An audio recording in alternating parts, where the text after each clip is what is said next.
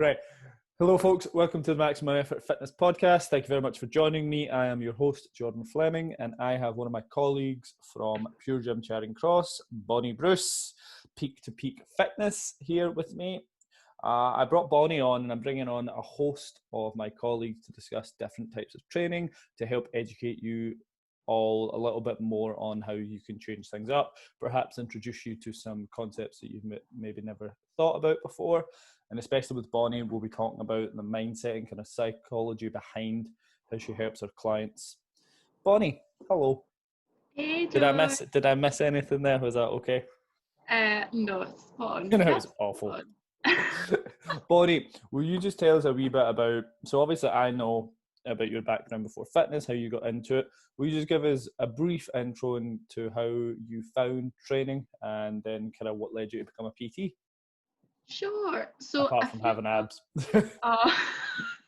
For those of you that don't know and aren't watching this on YouTube, Bonnie has abs 12 months out of the year just because she's genetically gifted. I just work really hard, Jordan.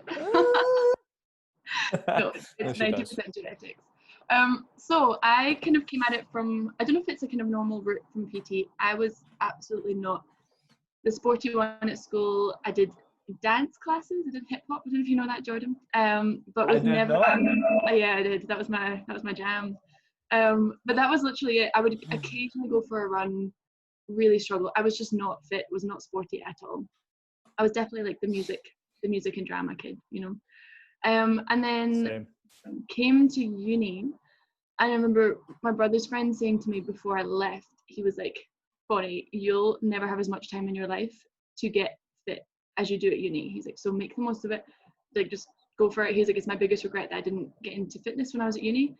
And for some reason that just stuck with me. And then came to uni, kind of did the usual thing of like cardio classes, like fitness classes, tried to get into running, and that was all fine, and I kind of got into that, but then sort of felt like there was too much of a difference between my like mental health and like strength and my physical strength. Like I felt like quite a strong person on the inside, but could not for the life of me do a push-up or didn't know how to squat and all these things. So I think I kind of, with Instagram becoming quite big at that time as well, I was just surrounded by all these women who I thought were really strong and powerful and cool, and I was like, yeah, I could be one of those. Is that kind of like your Hannah Obergs of the time? Is that when they were kind of coming up? Because I never know if it's them or if it's more the Jen Settler types. Because I remember when I was younger, that was the kind of people, the Matt August and things like that. Like all these YouTubers came up, and I never done any of the workouts because I was like, you just look like assholes. Yeah, very much. And I don't think, to be honest, there was one like pin-up girl for me that I was like, I want to be her. I think it was definitely more internal, and I kind of saw these other women doing this thing, and I was like, well, why can't I be like that as well? So kind of took, I guess, my like mental strength and used that to get physically strong. And I was terrified at the start. It honestly took me so long. Like I would stand outside the weights room at the uni gym and just look in and just see all these guys and be terrified. And it took me months until one day I just like burst through the door, got it done. Made so many mistakes. I think my first probably like year of training, I had no clue what I was doing. Again, like following Instagram workouts, doing all the kind of Insta-ho stuff, you know.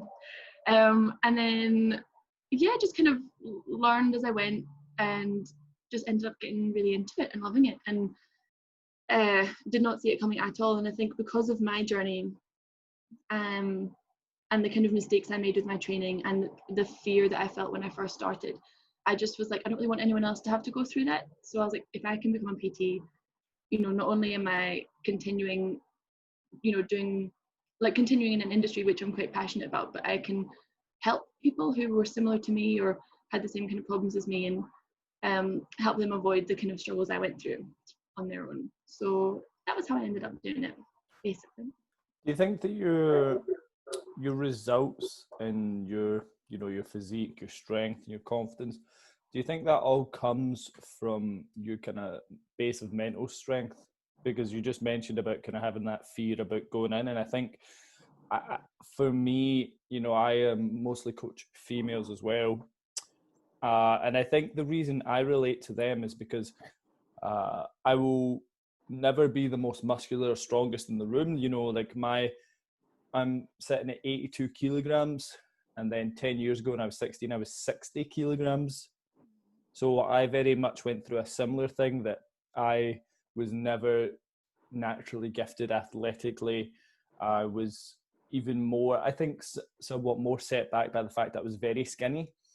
And I think that I resonate a lot with how people come into the gym, especially females, with that lack of confidence. Yeah. And I definitely think that it only started to progress once I could have that mental confidence not to care, which I definitely try to coach with a lot of clients. I think you do too. I think that's definitely a big thing for you, is more the focus on overcoming the mental barriers is more important than actually what you do in the gym at the beginning. It's like, right, how do you focus on overcoming the mental part of it to become more consistent? Yeah, 100%. I think you do really well. Thank you, Jordan. Thank you. Could you talk a wee bit about that? Just what would be nice for the listeners and for me as well, so I could steal better coaches than I's methods. This is actually what this is for. It's just for me to steal methods from people. So if you could just create a PDF with everything you do with clients, that'd be great. But what do you do? Can you go through like maybe a typical client journey for you, kind of from beginning of coaching to then where you're maybe ready to see them move forward into another form of coaching, whether that's online or if it's group or if it's hybrid coaching? Sure. So I'll kind of use one person as an example. I think I've had quite a wide range of clients. I think looking at the kind of most successful journeys, I guess, have been people who've come and they've been very much like that, in that same position I'd found myself in when I first started. So, have never been in the gym, have never touched a weight, aren't necessarily really, really unfit or really overweight or have that kind of problem. They just don't know where to begin and what to do, which was very much the position that I was in when I first started. So, the first thing for sure is getting them comfortable in the gym environment. And I've had that with quite a few clients of, you take them into the gym and straight away they're freaking out. So, finding a kind of safe place for them where they don't feel like they're so exposed and kind of so vulnerable, which is quite hard in a gym. So the first, obviously, it's really important to, if someone's never been in the gym before, can they do the really basic movements? And is there anything that is going to be problematic for them because of any past injuries or restrictions that they might have physically? And that's really important. But like you said, like the mental stuff, I think, is always equally as important. And what you can give your client outside of that face-to-face time in the gym where you're working out, I think is probably more valuable than when in that one session or two sessions, however you see them. And I think I'm seeing that now more than ever, that, my one-to-one session with my clients is great and we work really hard, but it's all the stuff that you give them outside of that, and support and the checking in, and how are you feeling after that workout, and how's work going, and just checking in on all of that stuff. Agreed. The things I found best for clients is the sessions are great, and I love sessions. Me, I'm very technical. I love getting my clients to a position where they can tell me what they're doing in a movement, even from a basic biomechanics point of view, where they're just like, I know I need to keep my shoulder down, because if not, that takes pressure off the chest muscle.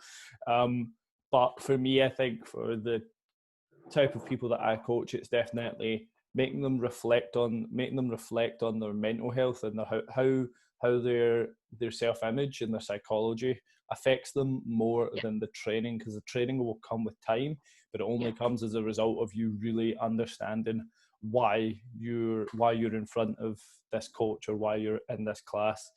And I think a lot of people definitely struggle with that, and they do that thing of, okay, when I go into the gym, right, pull up the class list, fat burn, spin, burn calories. They just see burn calories, tone, and they just fling themselves at it. And some people are very lucky that they will see results from that to begin with, and then that kind of keeps them going. But a lot of people, it's almost like flinging shit at the wall and seeing what sticks.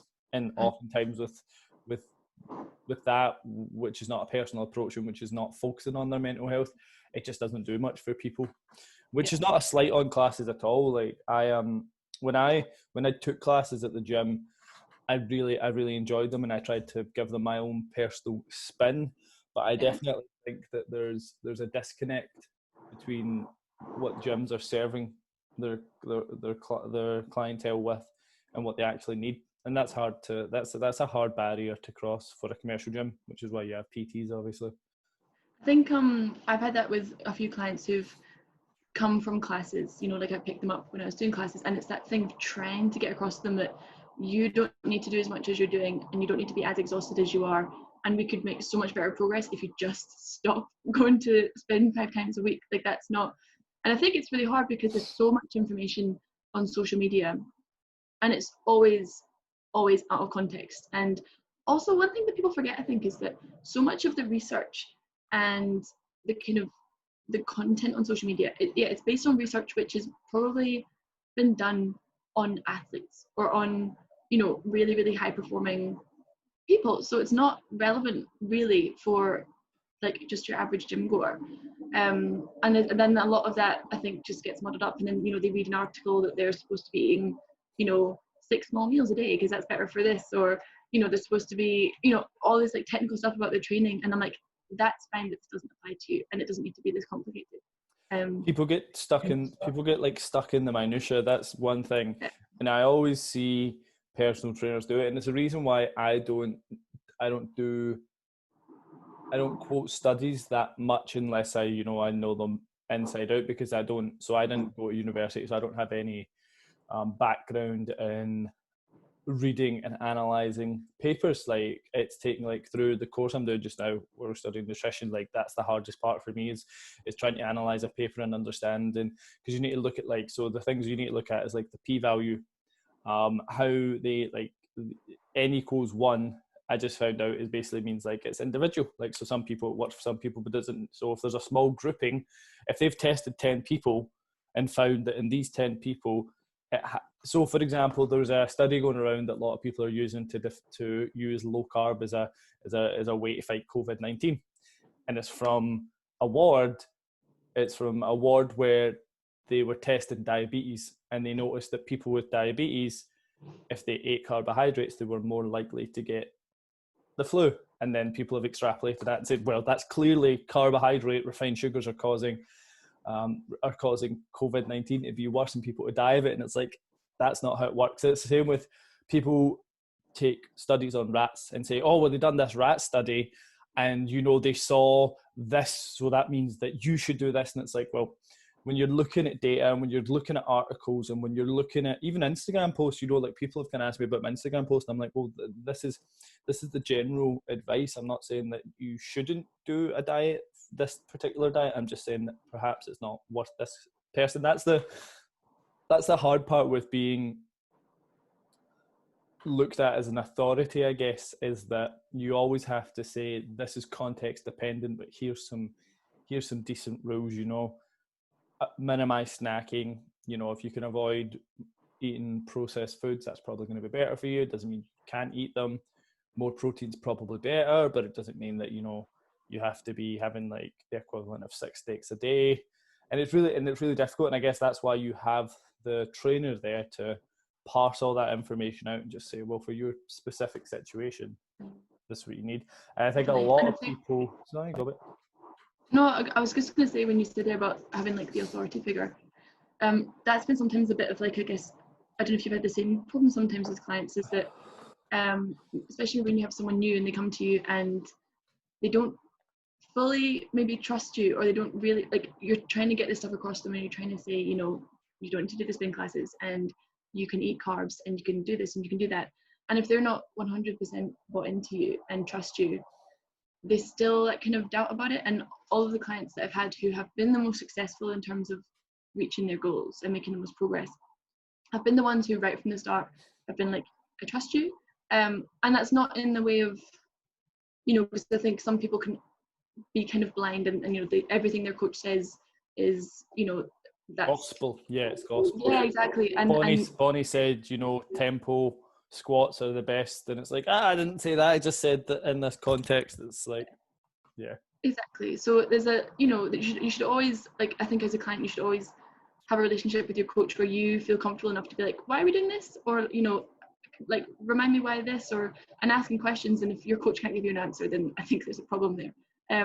But I do think like you have to trust your PT, and you just have to trust the process, because I think sometimes you have people who are still too hung up on what they've read in magazines and what they've seen on Instagram, and you're trying to tell them what they need to do and what you think is best for them, but they're still just too hung up on that, so they kind of end up half-arsing what you tell them to do and still dabbling in the stuff that they want to do. And it's trying to find that balance and trying to keep everyone happy. Do you know, have you ever had that before? That's why I'm laughing. I have a great client story about this. So I have an old client who, so I worked in another gym before working for Pure Gym, and I got this client here. He approached me from seeing me on the PT board, emailed me, we went and we had a consultation. And I just laugh at the thought of my consultation then, because back then, so for people that don't know, my consultations never take place in the gym. I hate having consultations in the gym. I'd say, can we go get coffee at like the local like shop, like Starbucks, Tinderbox, whatever, because I find it so much more conducive to like an actual chat. Whereas, and if you've never been in one, the consultation rooms in gyms 9 times out of 10 are like a doctor's office. They're these blindingly white walls, this horrible lighting, and then you're expected to talk about your deepest, darkest secrets of what really like what triggers you emotionally, and I just hate it. But we were working together and we saw some results. He was a very busy person. He worked in a hospital, and we were working together. Right, here's calories. And I said, you know, if you can eat a little bit less, that's your choice, but just make sure you kind of hit your protein and you've got energy for your job. And he was like, right, okay, cool, no bother. And we saw some results to begin with, and then we would kind of check in with his food diary, and I'd say, right, okay, well, kind of overeating here, do you want to just talk to me a wee bit about that? He was like, well, I just wanted this. And I was like, right, okay, well, you know, that doesn't really fit in with your goals. And then he would always ask things like, what about carbohydrate cycling? I bought, and it consistently, he must have spent a couple £100 on the different diet plans and meal plans. And I was like, if you want to try this method, we can do this together. You know, and now obviously I'd never prescribe a meal plan, but if he wants to carb cycle, we can do that, you know, low carb days, high carb days. But he just bought these plans, and I think these people will never be able to get the result until they understand deeply what they actually want, and then how much they're willing to go through. And that's always what I say to a client, because I notice when people have an initial weight loss, they're really happy about it, and then they start to struggle to adhere to their diet, and they're like, man, why am I struggling so much? I'm so mad, I want to be this. And then you just say to them, do you actually want this? Are you like, it would be nice for you to have, you know, really lean abs, that would be great, but do you really want to go through another 16 weeks of kind of lower calorie and having to manipulate your calories and having to pick social events, and is it really worth it? And then, you know, they sit down and they go, oh, actually it's not. And then suddenly they don't feel guilty, and then they're like, oh, actually I quite fancy learning how to get stronger now that I feel more confident in myself. And then you end up, I had a conversation with somebody a couple of weeks ago who they were like, you know, I thought I wanted to get leaner than this, but I'm actually really, really happy with myself and I want to focus on other things. And I was like, that's perfect. You don't need to. I think a lot of people think that they have this idea of the ideal body that maybe social media or magazines put out there, male and female, and they think they have to kind of aspire to that. It's like, it's just not that fun being lean unless you're somebody that's naturally, you know, always doesn't hold body fat in their belly. All my body fat is in my belly, so even when I am lean and I've got, like, you can see the kind of bone shapes in my arms and stuff like that, I just don't have like a six pack, and I'm just like, I don't really care. It's not. No. And I'm more about if people want that, that's fine, and I don't mind coaching them through that. But I've been lean in it. You don't. Yeah, absolutely. You don't want to. You can't eat. You don't want to have sex. You're tired all the time. It's pish.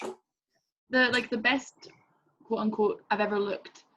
Like, I wasn't any happier then. I wasn't a better person. I wasn't kinder. I wasn't like more intelligent. I wasn't happier or funnier. Nothing about me changed other than I looked a little bit different. And it wasn't anything special. And I'm a lot happier now, you know, being able to eat what I want now and then, and if I need to skip a day of training because I'd rather do something else, like that's fine. So having a life is worth a lot more than having the abs or having whatever it is that you're after. Totally. And I don't think it's a bad thing to have. And I think the body that people are looking for as well is like, this is 10 years down the line, like the body that they want, to rest at, where they've got like kind of defined muscles and you can see that they train. You're just like, that's not like, unless you're a genetic freak, that's a 10-year investment to have that kind of physique. And it's like, do you want that? Like, don't do that if you don't enjoy it. Yeah, because I think people aren't happy with themselves, so they look in the mirror and it's like, let me find something that I can blame. So like, okay, I don't like my tummy, so that's why I'm really unhappy. It's probably not why you're unhappy with yourself. It's probably much more deep rooted, like you said. Yes. There's probably something a lot more going on there than just something is on the surface level of like, I don't like my shoulders, And I think it's hard because I'm a massive kind of like push people to love themselves and accept themselves. That doesn't mean that you're not allowed to want to change things about your body. Like I love my body, I think it's fab. Do I sometimes look at it and think like this could be different, or this could be I could make I could get a bit stronger here or get a bit leaner there? Of course I do, but it doesn't mean that I don't appreciate and respect my body any less, because you want to change something. I think for a lot of people, and I'd say this to clients, that whenever you try to make a change, whether it's to gain muscle or to drop body fat, it should always come from a place of self-love, and it should never be, it should be, I am changing this because it will positively impact me in this way. I'm not trying to make this change because I'm unhappy with this. And you can be unhappy with it, but you don't have to like I'm not saying that if somebody said to me, hey Jordan, you could have abs and just keep the rest of your like muscle mass, do you want to? I'd be like, yeah, of course, because that would be cool. But it's more about doing it for self-love, and you can be unhappy with something, but if you're going to change it, it's from a development standpoint as opposed to a punishment, which I think a lot of people do. And it's really sad to see that some people are saying, well, I binged over the weekend there, so I made sure I went to a class and then I done a home workout and then I went a run, and I'm just like, that's exhausting. Like honestly, I think I will never hate myself enough to make myself train 3 times in one day. I'd like to talk a wee bit more about that as well, because I think what you do with your clients, you can correct me if I'm wrong, is that you do definitely try to approach their psychology and how they view themselves a lot through their training, and more if anybody ever sees me train gym clients on the floor, for people that are a bit more advanced, I always have a plan for them, and I always have a structure for them to go forward with for 90% of the time. But I feel that you're more, and if that has to change, that has to change. But for the most part, the people I coach are kind of like, I want to come in, I want to train, I want to do this. But I feel for a lot of your clients, a lot of the time is spent as well. You come in, you kind of maybe gauge their emotional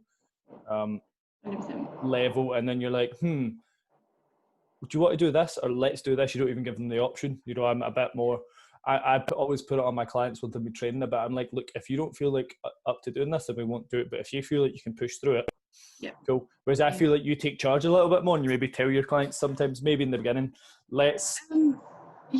tell me a bit more about that. I think it depends, George, and I think it depends definitely depends a lot on how long you've been with the client and how well you know them. Because sometimes I don't necessarily always think that the coach knows best. I very rarely know best. Yeah, of course. But I think you can get to a point where you know your client well enough that you're like, you're too tired for this today. Like, we're not going to do this. Or you know them well enough that I'm like, you're not tired. You're just being. You're having a moment. Yeah, get over it. Come on, let's go. And I've had that so many times with my clients, and it's been interesting actually with the Zoom calls, because I think I've been joking about this with them, because there's been a few times where I've been, we're going to do this, we're going to do this, and they're like, that's not fair, and that's really hard.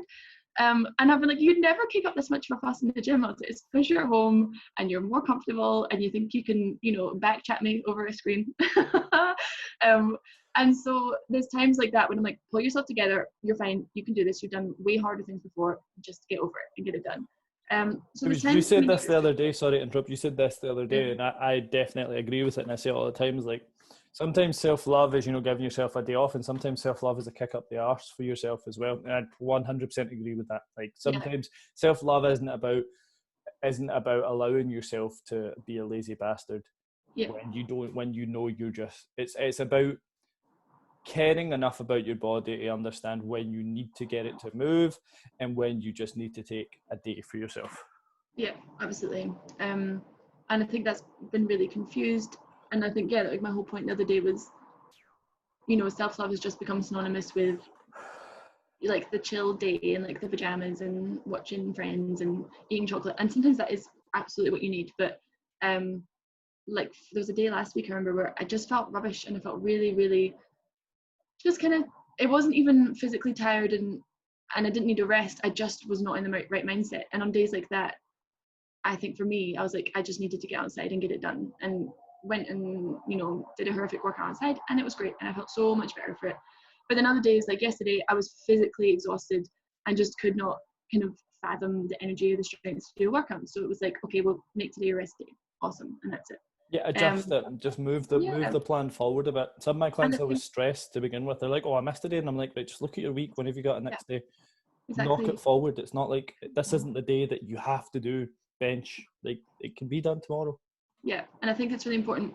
I think you should be coaching your clients to also be comfortable enough to make those decisions for themselves. So, and it's lovely to see, like, I love it now when I get a message from clients being like, well, I was supposed to do this today, but I've just been feeling really down or really, really tired today. So I'm just going to push it to tomorrow. Is that okay? And I'm like, of course, it's fine. And then you also get the messages sometimes where it's like, I felt rubbish all day, but then I came home and I just got the workout done and I feel so much better. And it's just watching them have that, they're like be able to make those decisions for themselves where once you probably had to kind of coach them through that decision. So that's really nice. This progress happens in so many ways, but to see progress in that sense of, they can listen to their body, they know what's best for their body. That's just so good to see.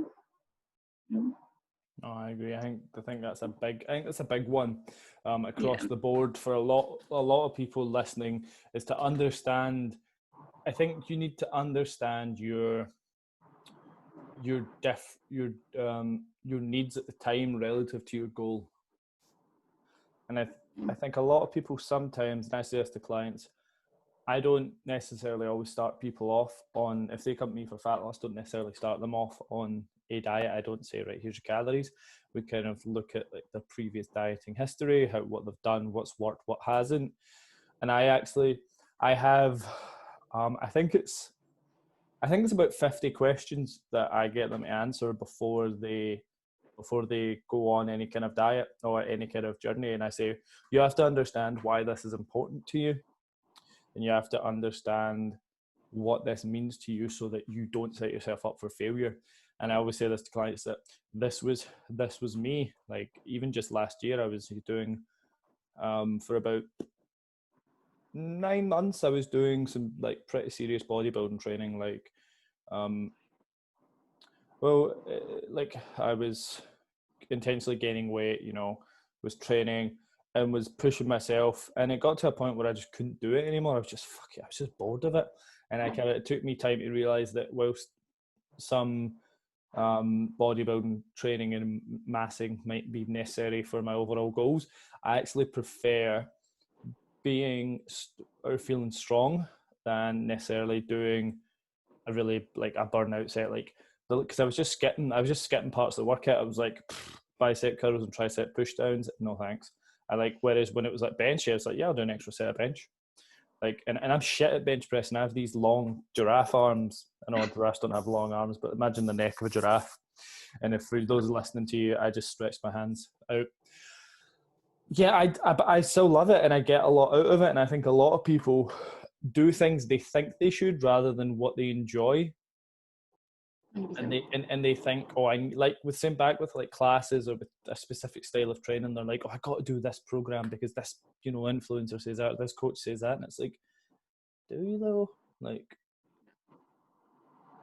is that really what you 100%. need? One thing I want to ask, this last thing before we do some quick fire questions, how do you coach clients to find their true why? Because people come to you and they say, I want to drop body fat, I want to lose this. They grab their belly and they say, I want to lose the pouch. And you're like, okay. And you say, right, well, why? And they're like, because I'm overweight. And you're like, babe, but why? And then they're like, well, I don't know. Fuck. Yeah. How do you coach your clients to find what they really want, and how does that help results? So I think this is probably one of the hardest things of being a PT, and I think it's something which I've even still not perfected, and I think it takes a long time to do it, because I think it's really important the first time the first consultation you have with the client, the big question is like, what are your goals? If you're completely brand new to them, they don't trust you 100% yet. So to dig deep enough to get that information can be quite uncomfortable, and for the very first time you meet. So I think sometimes I've dug as deep as I can without making anyone feel uncomfortable, and then taken what we've got. So if we've dug down to maybe like the second layer of, I want to lose weight, why? I've just always been a little bit bigger than I want to be, and I just like to lose it. If that's as deep as we can go before they're kind of the wall comes up, I'll like take that for now, because I don't want to make someone feel uncomfortable in the very first time you meet them. And sometimes what happens, I think, is as we go and as they sort of start to open up and start to trust you a bit more, the real why comes out, and you figure out that, oh, they were bullied at school, and that's why they've always wanted to lose weight. Or maybe their weight stops them from, or the other way around, maybe someone's quite small and they've never been that strong, and that means that they can't, they struggle carrying the shopping home, and that makes them feel kind of not great, for example. So sometimes I think the why can come out further down the line, and sometimes it comes out at really random times. And I think as the coach, you get that kind of little light bulb, like, there we go, now we know why we're doing this. And I think it's something which I think I'm still working on, and will probably always be working on, is how to get that out of a client, especially if it's someone who's brand new. But I think as soon as that does click, and as soon as it clicks for them, I think their training just makes more sense, and it doesn't become any more about this. I have this chat with a lot of my clients about, they're like, oh, I'm going to work out today, but I'm just not really feeling very motivated. And I'm like, well, welcome to the club, because you're not going to be motivated. You're going to be motivated for maybe like 10%, 20% of your workouts. The rest have got to be done through habit and just consistency. Yeah. Consistency, exactly. And that's for me, like, my why. I don't really know. I mean, I'm sure I want to get stronger. I always want to get fitter. But that's not really what it's about. I think now, because I am strong and I am fit, I think now it's more, I don't want to ever go back to being how I used to be and not being strong. So the less comfortable, so you kind of have to ask yourself, what's more uncomfortable for you? To be where you are right now, or to start to go backwards, or to just push through and do an hour of exercise a day and be a little bit closer to being where you want to be. And more often than not, I think just pushing through and doing the exercise is going to be the better option, right? So yeah, I think if and that's why I said, like, I don't really know what my why is anymore. I think it is just, just staying as I am and not going back to how I was. And if you can get a client to understand that about themselves, then it will not become about like, oh, and I've not been to the gym for a week because I just didn't have any motivation. They'll be like, I didn't have any motivation, but I went because, this is what I do. I'm a person that goes to the gym, and that's what I do, right? It's about that self-image. Yeah, 100%. Yeah, it's for me with clients. I talk a lot, and I talk a lot about this on my Instagram as well, about the psychology of the self-image and how goals are based around how deeply rooted they are in your psychology, and that reflects your motivation.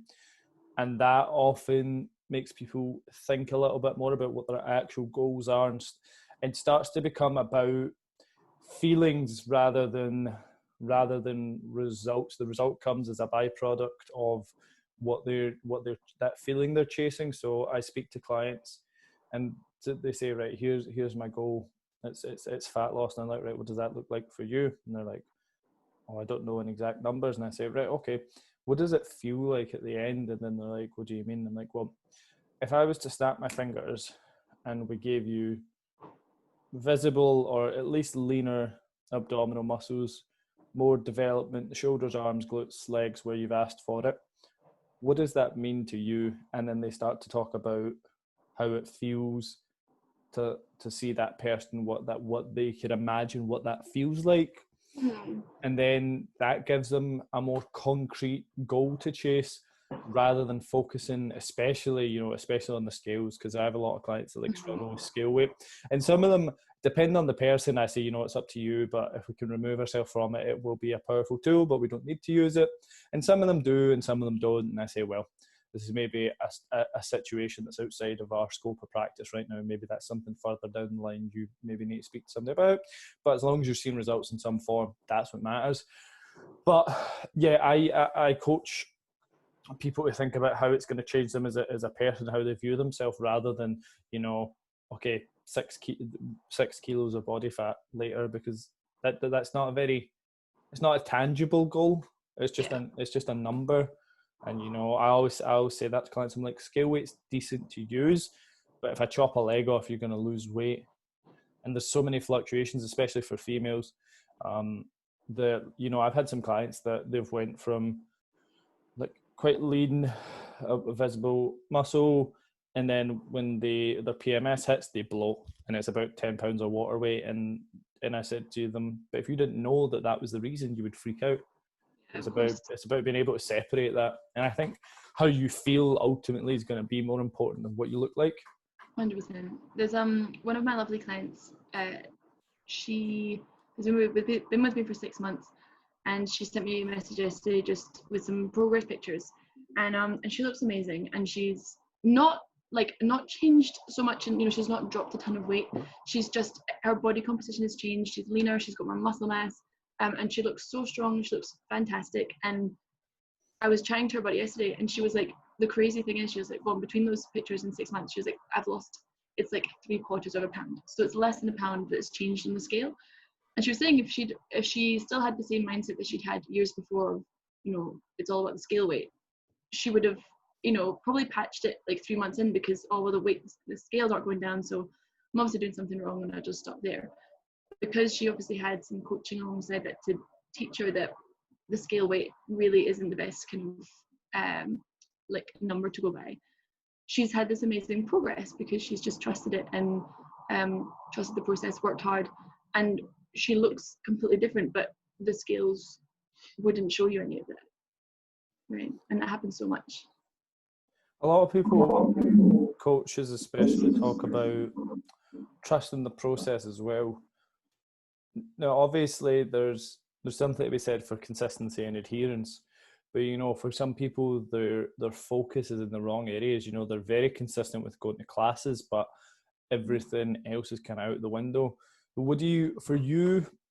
For a successful client journey, what do you think are the things people should be focusing on when it comes to trusting the process? Like, what things do you think they should be investing in? Does that make sense? Like, what things should they look at when they're trusting the process? So nutritionally, psychologically, activity wise. I think so. Trusting the process. I think it's really important to go by. So get rid of like the traditional thing of how much do I weigh and how much weight have I lost and what's going on with the scale weight, and instead go by, do my clothes feel different, and do I look different, and when I compare a picture from 4 weeks ago to today, what changes can I see? Am I performing better? Like, are push-ups getting easier, are squats getting easier? Is my 1 hour walk a day starting to feel like less of a struggle and more of something I can enjoy because it's just feels quite easy now? All those kind of things. And nutrition wise, am I able to enjoy a bowl of ice cream without feeling like I've just killed someone? Like having that guilt of eating this awful thing, and now I'm a horrible person, and because I've eaten this, I might as well go and eat a pizza as well now because the whole thing's ruined. So when you can get to a healthier relationship with your food as well, where your food is balanced and you're getting everything you need, and proteins and fats and carbs, you can also enjoy something else, some alcohol or chocolate, whatever it is, and not let that be like spiral you off, like spiral you off of your kind of plan and what you're. And I don't mean meal plan. I just mean off the kind of plan that you're on. Yeah, I think a lot of people when they hear this, they struggle to differentiate between what's the difference between a meal plan and a plan. And it's like, well, there's plans in place. It's just that there's always going to be some form of plan or non-negotiable that you have to hit. For me, I posted on Instagram, mine's is like, I got to train 4 times this week and I got to go a run twice, which I like patched this morning to have an extra hour in bed between clients. But it's fine because I've got the rest of the week. It's only Wednesday, and like that, like, see, for some people that throws them off, and I'm just like, like, structure's great, and training Monday, Wednesday, Friday's awesome to begin with, but when you start to be more consistent with things like that, it's really just right. You've got a week. You kind of need to get these things in, and eventually, a lot of my clients, that's where they get to, where they're like, yeah, I got myself, a takeaway, and I had a bottle of wine on Friday, but that was cool because Monday to Thursday I pretty much nailed it. I minimised my stacking. I had carbs around my training, but if I didn't feel like them, I didn't have them. So it's about having that balance. And what you said as well, I think is very illuminating, that it's more about focusing, as you said, on habits and behaviours. And I always say this to clients, that eventually the general goal, I would say, is to become someone who performs health-seeking behaviours. And that's how they know they're healthier, because obviously, the study came out about vegans being healthier, and it's like, that's because they chose healthier options. It's not necessarily that their diet's better, it's because they chose to exercise and train and sleep, and they avoided like overconsumption of like alcohol and like drugs and things like that. And there's a big focus on the whole of it, rather than, and it's what they say, it is a lifestyle change. It's not that you're going to do this diet and then you go back to your ways. It's like you're changing behaviors and you're changing patterns slowly but surely until you are a different person. And then that links back into, how do you view yourself? Well, you viewed yourself as someone who wasn't confident, wasn't strong, didn't have a great relationship with food, with the gym, and now you're someone who actively seeks out their health. And that's obviously many different forms. And that's why now I don't shit on people as much if they just want to go running, because I'm like, well, that's your bag. Like, personally, that's not me. But if that help, if running, one of my clients, she's like, if I go a run every day, and it doesn't, 5 minutes could be 50 minutes, that helps me stay on track with my nutrition. And I'm like, cool, pair those two together, that's perfect. And then she'd text me the other day saying, oh, I had a day where I didn't go running, so I did overindulge, but today I'm just right back on it. And it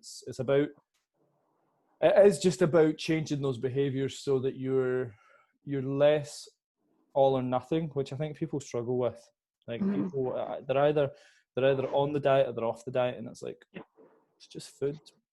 Yeah, exactly. I know. And it's like, it's about training people. This is not just like an 8-week thing that we're doing. It's like, this is changing habits and behaviors for life, so that it doesn't have to be this hard all the time. And I eat, like, one of my clients asked me the other day, she was like, how are you getting on? Are you finding it hard to stay away from snacking, and are you doing this? And I was like, well, no. I was like, but that's because this is just like my lifestyle now. Like, if I eat, it was my birthday on Saturday, I've had so much cake since Saturday, and I feel awful, and it'll start, like, as of today, it's like, it's stopping. Like, there's no more cake and there's no more anything, because it's been too, like, I've been doing this for too long now, that a couple of days eating food that's not like nutritious, I just feel really, really bad, and I just feel like no energy and tired and lumpy. So, and that's because it's become a lifestyle, rather than, oh no, I eat really well for 12 weeks and then I stop. Yeah, plus it's cool. Like, you want to have cake for a couple of days, that's not gonna, like, I think people feel like the small instances of them, having that bit of cake is going to derail them. And it's like, no, it's not the cake that derails you. It's like everything around it that you decide, since you fucked everything else. Yep. It's like, nah, like, when it was my birthday, we're both May babies, by the way, both Taurus. You're a Taurus as well, yeah? I'm a Taurus, yeah. Both two Tauruses on a podcast. It was great. like I just had the cake, and then I was like, when I started to get sick of it, like I just threw the rest of it away because I was like, I don't want this, and there's nobody Yeah. else to eat it. So and it's not. But I come across people who are like, oh, you can't waste food, and I'm like, I mean, it's not like you're wasting it; you just don't want it. That's Yeah. cool. No, definitely. Bonnie, I want to ask a couple quick fire questions before we finish up. Is that cool with you? Of course. Hit So, me. what I would like to know is we'll break this down into a couple of different categories, or a couple of different subsections. So, we want to know the mistakes that you think most people make when they start going to the gym. And we want to look at that. What's the mistakes they make with their nutrition? What's the mistakes they make with their training? And maybe what's the mistakes they make with their psychology? And they're all kind of linked. But yeah, let's go nutrition, training, psychology. So I'd say nutrition, I think you kind of already said it, like the all or nothing approach of, if you've eaten really well Monday to Wednesday and then comes Thursday and you have a chocolate bar, oh my God, it's ruined. I might as well just eat the full packet of donuts and then go home and order a takeaway. That's the biggest thing. And it's about learning that the whole like 80-20 approach of be good 80% of the time and have really treat like 20% of the time. Like you just kind of have to apply that to your whole life and be like, whether that means that in a day you have like 80% of good food and then a little snack at one point, or throughout the whole week you have like 5 or 6 days of really like healthy, nutritious eating, and then it comes to Sunday and then you get your takeaway or whatever it is. Just keeping that little balance. I think with training, biggest mistake would be doing body weight kickbacks. I mean, yeah, perhaps. Oh God. Had to hit the Instagram influencer workouts at some point in this podcast. We had to get them in. I think maybe I don't even know. I'm trying to think what I did that I would say my mistake was. My mistake was that I didn't get help when I probably should have got help. But I think most people maybe just try and do too much. I think that's the biggest issue I see. They see people on Instagram who are, years ahead of them in terms of their kind of fitness journey, and are like, oh well, if they're doing, all of that, then I should be doing it too. And burpee box jumps into press ups. It's like you can't do any of them separately. So, but you think it's a good idea to do them together. Exactly. Great. So I think trying to complicate things. That's it. Actually, just sometimes all you need is 3 sets of 10 squats and a couple of other really, really kind of simple exercises, but really well performed, and that'll be far more beneficial to you than doing a spin class back to back with circuits and then going to a wee ab workout after that. So definitely overtraining, I would say. And then in psychology, I think comparing yourself too much to other people and looking at someone else and being like, oh well, they're look how much better they are than me.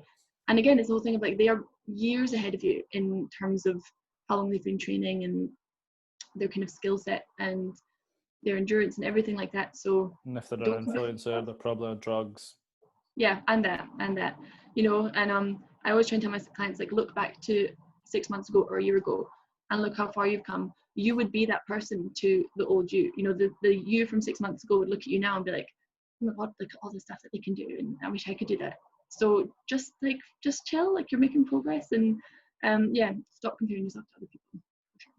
Awesome, Bonnie, where can the good people find you if they want to see more of your content or interact with you? Where's the best place to reach you? The good people can find me. My personal page is on Instagram is Bonnie_BFit. And I'm never going to change it. Bonnie with an IE. And then my business page is at Peak to Peak Fitness. Awesome. Right, Bonnie, thank you so much for joining us. Everyone, thank you for watching/listening to us this morning for us, for this evening for you, whenever in this COVID-19 landscape you're listening to this. If you're listening to this 6 months from now, hopefully we're out of the COVID-19 pandemic. If we're not, okay, well, I guess the future is looking pretty bleak, but thank you so much for taking time. Really, please do go check out Bonnie's content because it is fabulous, and she is one of the best trainers around that I think, and I really enjoy her approach to coaching folk. And thank you so much for listening.